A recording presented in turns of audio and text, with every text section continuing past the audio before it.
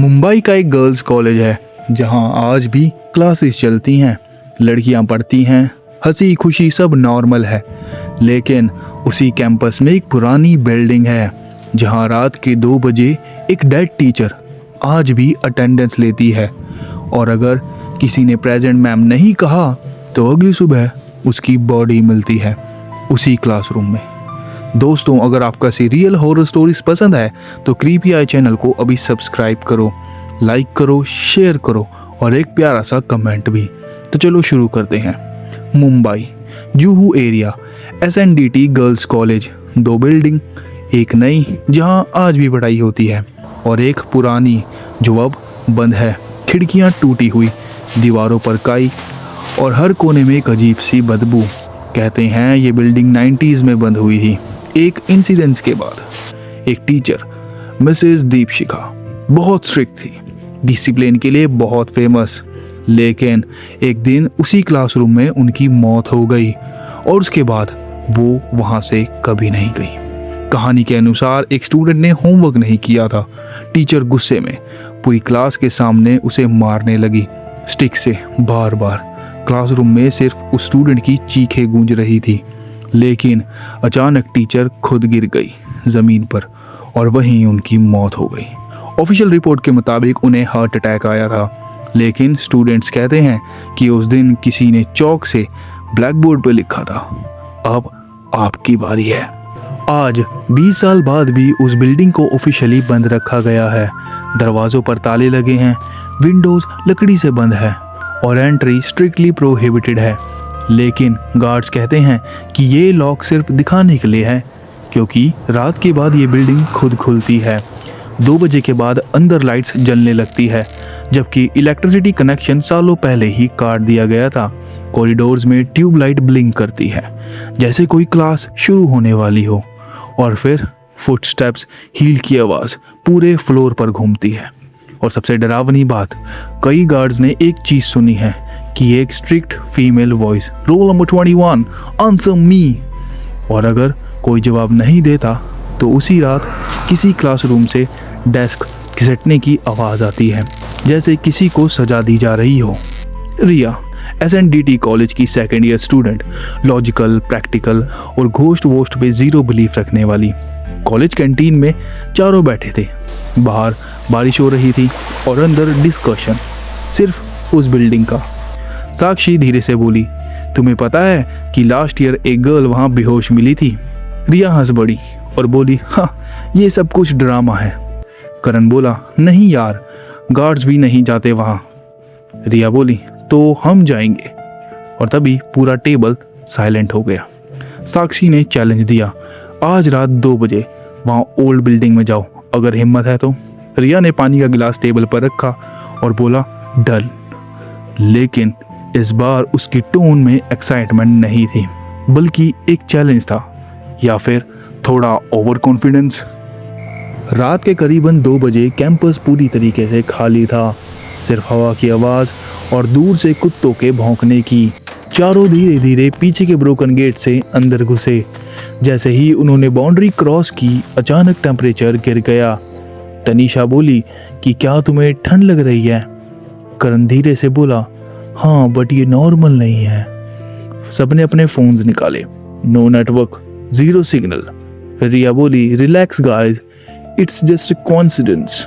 लेकिन जैसे जैसे वो बिल्डिंग के करीब आए, एक अजीब सी स्मेल पुरानी किताबों और गीली दीवारों की उनके आसपास फैल गई। दरवाज़ा आधा खुला हुआ, जैसे किसी ने अभी अभी छोड़ा हो। रिया ने धक्का दिया, सब अंदर घुसे और पीछे से दरवाज़ा अपने आप बंद हो गया। इस बार सब चुप, किसी ने मजाक नहीं किया। कॉरिडोर बहुत लंबा था, बिल्कुल अंधेरे में डूबा हुआ, और अंत दिखाई नहीं दे रहा था। उनके कदमों की आवाज़ खुद इको हो रही थी। अचानक ऊपर लगी टूटी बेल अपने आप हिलने लगी, इतनी जोर से कि सबके कान बज गए। साक्षी धीरे से बोली कि यहाँ पावर ही नहीं है तो ये बेल कैसे बजी? रिया कुछ बोलने ही वाली थी, लेकिन तभी एक विस्पर उनके बिल्कुल पास से आई, लेट। सब फ्रीज हो गई। फिर वही आवाज इस बार लाउड थी, क्लास स्टार्ट। एक कमरे के नीचे से लाइट निकल रही थी, पीली पुरानी ट्यूबलाइट जैसी। रिया आगे बढ़ी, दरवाजा खोला और जो उन्होंने देखा वो इम्पॉसिबल था, क्योंकि बेंचेस परफेक्टली अरेंज्ड थे, बोर्ड साफ था, फ्लोर क्लीन था, जैसे 20 साल में कुछ बदला ही नहीं। अंदर कदम रखते ही ठंड अचानक बढ़ गई, जैसे फ्रीजर में आ गए हो। फिर चौक बोर्ड पर चलने लगी बिना किसी के। Attendance roll number 1 present ma'am, roll number 2 present ma'am. Invisible voices आने लगी, लेकिन आवाजें स्टूडेंट्स की नहीं थी, सब एक जैसी थी, हॉलो, एम्प्टी। रोल कॉल चलता रहा, स्पीड धीरे धीरे बढ़ गई। Roll number 18, 19, 20। रिया अब डर गई थी, क्योंकि ये सब सही नहीं था। अचानक रोल नंबर 23 हुआ और पूरी क्लास में एक कंप्लीट साइलेंस हो गया। हवा रुक गई, चौक गिर गई। फिर अचानक जोर से स्टैंड अप की एक आवाज आई। तनीषा झटके से खड़ी हुई, आंखें पूरी ब्लैंक, प्यूपिल्स गायब, और बिना ब्लिंक किए सामने देखने लगी और धीरे से बोली, प्रेजेंट मैम। ये सब देख के रिया रोने लगी। उसने बोला, तनीषा बैठ। लेकिन वो अब रिएक्ट नहीं कर रही थी, जैसे वो किसी और की स्टूडेंट बन चुकी हो। पीछे डार्कनेस में कुछ हिला, फिर स्टिक की आवाज, और धीरे धीरे एक फिगर सामने आया। मिस दीपशिखा। चेहरा आधा सड़ा हुआ, स्किन लटक रही, आंखें पूरी सफेद, लेकिन गेज सीधा तुम्हारे अंदर घुसती हुई। Light response, indiscipline. और उसने स्टिक उठाई और हवा में मारी, क्विक। लेकिन आवाज ऐसी आई जैसे किसी को सच में लगी हो। तनीषा चीखी बिना टच हुए। रिया ने करण का हाथ पकड़ा और बोली, रन रन करण रन। दोनों भागे कॉरिडोर में, लेकिन कॉरिडोर लंबा होता गया। डोर्स नहीं, एग्जिट नहीं, सिर्फ एंडलेस डार्कनेस। पीछे आवाजें, repeat the table 2 on the 2 louder. बच्चों के रोने की आवाजों से मिक्स हो गई। पूरा बिल्डिंग एक नाइटमेयर बन गया। करण चिल्लाया, हम बाहर नहीं निकल पाएंगे, हम बाहर नहीं निकल पाएंगे। और अचानक रिया का पैर फिसला, वो जोर से गिरी, सिर जमीन से टकराया और सब ब्लैकआउट हो गए। जब आंख खुली वो बाहर थी, सुबह की धूप, बर्ड्स की आवाज, और करण उसके पास बैठा था, कांप रहा था। हम बच गए रिया, हम बच गए रिया, हम बच गए। लेकिन रिया ने चारों तरफ देखा और पूछा कि तनीषा कहाँ है, और फिर एक कंप्लीट साइलेंस हो गया। अगले दिन कॉलेज नोटिस बोर्ड पे अटेंडेंस शीट्स लगी थी।